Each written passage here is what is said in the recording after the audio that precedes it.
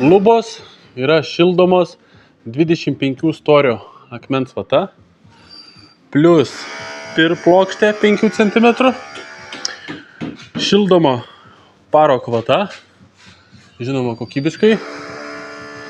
Einam toliau, parodysiu rezultatą, po biškį kaip kas juda.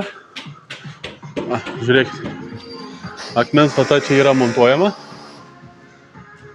gražiai atrodo. Einam į kitas patalpas, užsideda, matot, 5 cm pirplokštė. Ir paskui, kai pirplokštė susimontuoja, sudedami makaronai. Taip.